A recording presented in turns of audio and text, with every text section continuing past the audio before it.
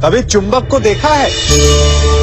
कैसे वो लोहे की ओर आकर्षित होता है और कैसे वो लोहे को अपनी ओर आकर्षित करता है, क्योंकि उसके स्वभाव में ही आकर्षण है।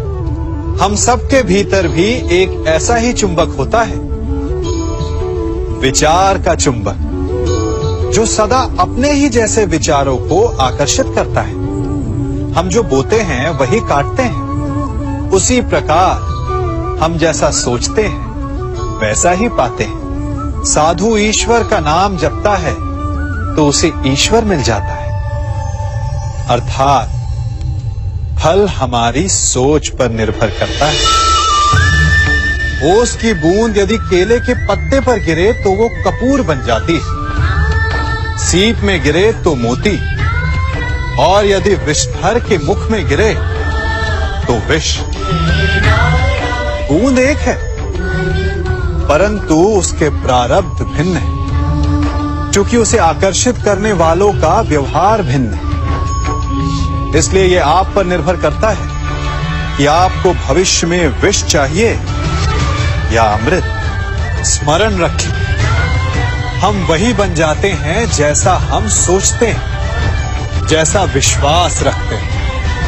यह आपका विश्वास ही है जो ये निर्धारित करेगा कि आपको विष मिलेगा या अमृत। इसलिए अपनी सोच को सुदृढ़ रखिए, सकारात्मक रखिए, और फल भी सकारात्मक ही आएगा। जब से ये सृष्टि बनी है, नदी की धारा और चट्टान के मध्य सदा संघर्ष रहा है, परंतु हर बार चट्टान की कठोरता को हारना पड़ता है, और नदी की धारा कोमल होते हुए भी कठोर चट्टान को काट देती है। कभी सोचा है क्यों? चट्टान इतनी कठोर और जल इतना कोमल, चट्टान इतनी दृढ़ और जल इतना लचीला, फिर भी सदा जल कठोर चट्टानों के मध्य से अपना मार्ग बना ही लेती है। कारण केवल एक है, और वो है लगातार चलने की क्षमता। जल बढ़ता रहता है, चट्टान अडिग रहती है। इसी कारण जल चट्टान को काटकर मार्ग बना लेता है। इसलिए लगातार चलते रहिए, रुकिए मत, क्योंकि चट्टान जैसी हर समस्या को आप भी जल की तरह काट सकते हैं।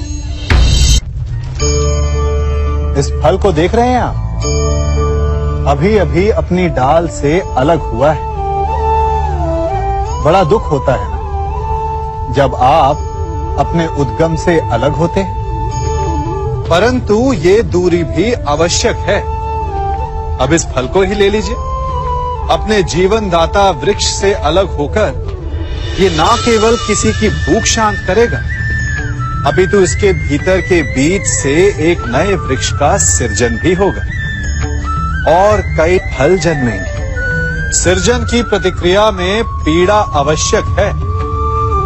यदि पीड़ा नहीं होगी तो सृजन नहीं होगा।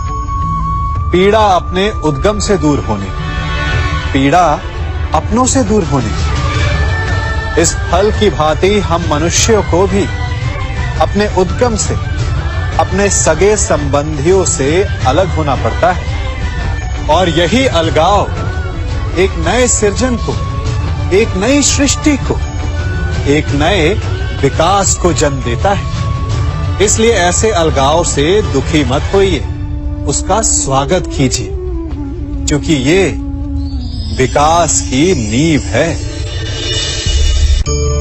अपराध वो भावना है जिसके कारण संसार में सदा दुख ही व्याप्त रहता है।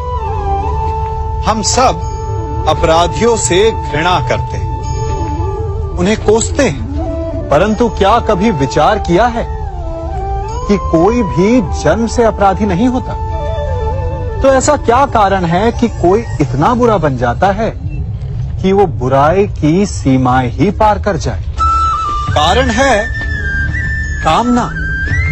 यदि कामना पर नियंत्रण ना रखा जाए यदि कामना को पूर्ण करने के लिए परिश्रम ना किया जाए तो वो तृष्णा में बदल जाती है, और तृष्णा लालच में, और लालच छल में, और छल करते ही मनुष्य अपराध की ओर अपने पग बढ़ा देता है। इसलिए ये अत्यंत आवश्यक है कि मन की कामनाओं पर नियंत्रण रहे। यदि मन पर नियंत्रण रहेगा तो अपराध पर स्वयं ही नियंत्रण हो जाएगा। हम सबका मन करता है कि हम जीवन में ऐसे शिखर पर पहुंचे जहां हमसे ऊपर कोई ना हो, जहां हमें कुछ करने की आवश्यकता ना पड़े, है ना? कुछ लोग इस शिखर पर पहुंच भी जाते हैं, परंतु उनका मन सदा विचलित रहता है। इतनी मनोरंजक बात है ना कि जिस विश्राम को पाने के लिए हम इतनी मेहनत करते हैं, इतना परिश्रम करते हैं, वो हमें मिलता ही नहीं। कारण स्वयं सोचिए, वन का राजा होने के पश्चात भी सिंह को अखेट के लिए परिश्रम क्यों करना पड़ता है? सोचिए। मैं बताता हूं, क्योंकि राजा होने का अर्थ ये नहीं कि वो सदा सोता रहे और मृग स्वयं उसके समक्ष आकर कहेगा कि आइए महाराज, मुझे खाकर अपनी भूख मिटाइए। तो समझ लीजिए, कार्य आपके परिश्रम से संपन्न होते हैं, केवल कामना से नहीं।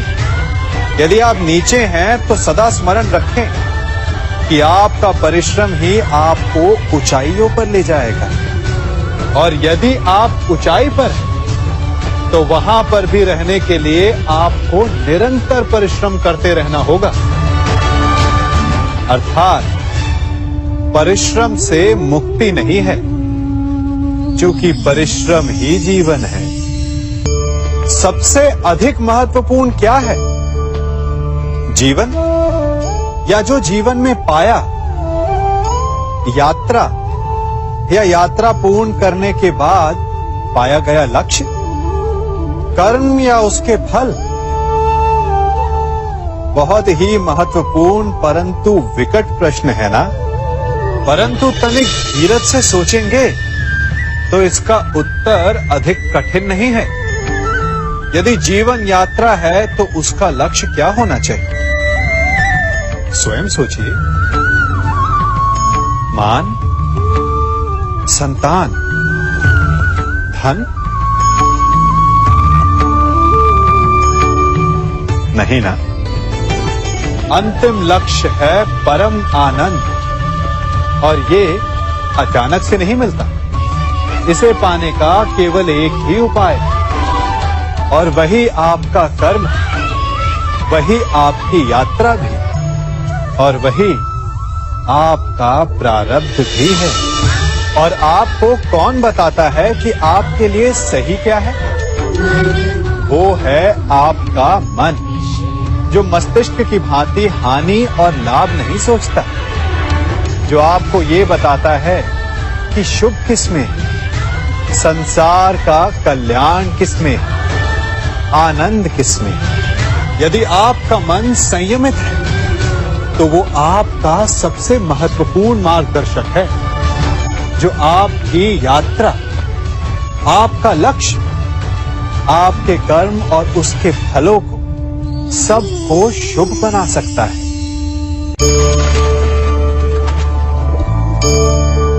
इन पक्षियों को देख रहे हैं आप? इनका उड़ना वायु में इतना संतुलन मुक्त कर देता है ना?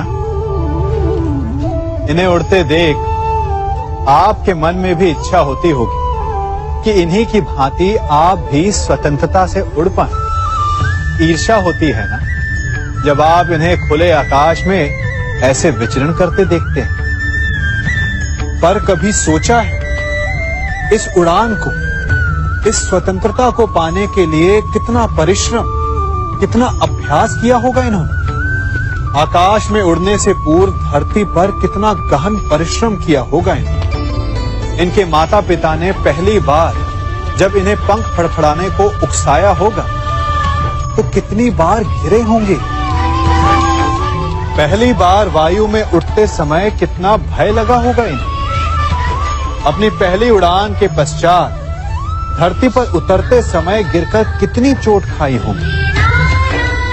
इस उड़ान का, इस स्वतंत्रता का ये मूल है। यदि आप ये दे सकते हैं तो अवश्य आप भी इस स्वतंत्रता को पा सकते हैं। इन पक्षियों की भांति ही अपने चारों ओर जब भी आप किसी सफल मनुष्य को देखें तो उससे ईर्ष्या ना करें। उसके परिश्रम और पीड़ा को समझने का प्रयास करें जो उसने यहां तक पहुंचने में पाई है। प्रेरणा लें, प्रयास करें और स्वयं भी सफल हो जाएं।